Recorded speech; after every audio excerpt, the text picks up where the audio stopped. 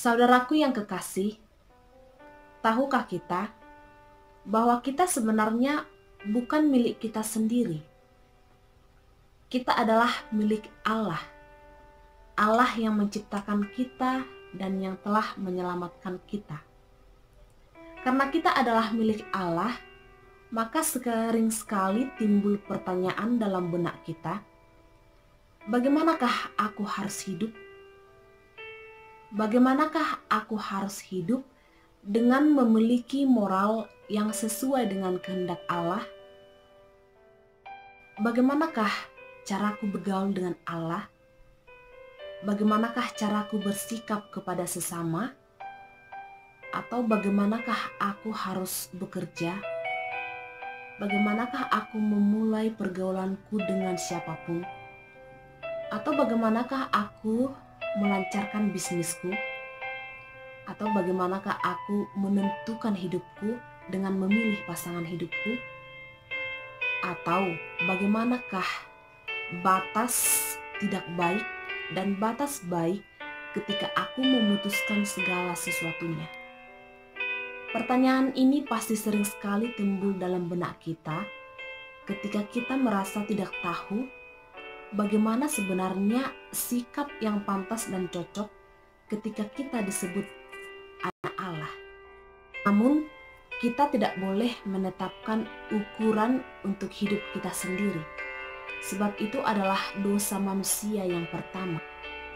Manusia menetapkan sendiri apa yang dia anggap baik dan apa yang dia anggap buruk, sehingga ia terjerumus ke lubang kesengsaraan.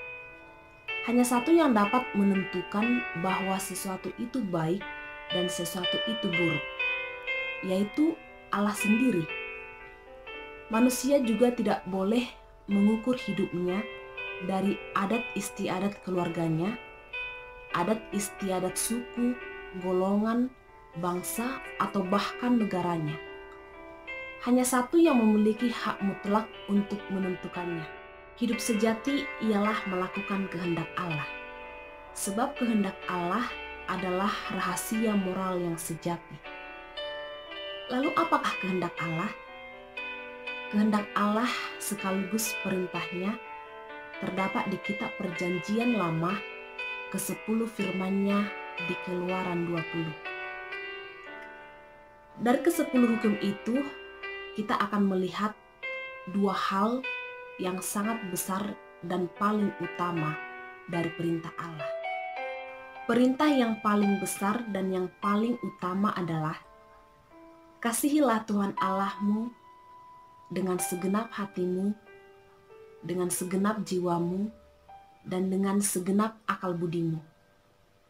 Perintah yang pertama ini mengasihi Tuhan yang menciptakan kita dan yang mengasihi kita dengan segenap hatinya dan dengan kasihnya yang tidak terbatas. Perintah yang kedua ialah kasihilah sesamamu manusia sama seperti dirimu sendiri. Perintah yang kedua ini adalah mengasihi sesama manusia. Lalu siapakah sesama manusia? Sesama manusia ialah semua manusia tanpa terkecuali. Tidak ada kasih sejati kepada Allah tanpa kasih kepada sesama manusia. Demikian juga sebaliknya, tidak ada kasih sejati kepada sesama tanpa kasih kepada Allah. Jadi kedua perintah ini adalah jawaban atas pertanyaan, apakah kehendak Tuhan yang harus kami perbuat? Jawabannya terangkum di perintah pertama dan kedua, yaitu kasihilah Tuhan Allahmu dan kasihilah sesamamu.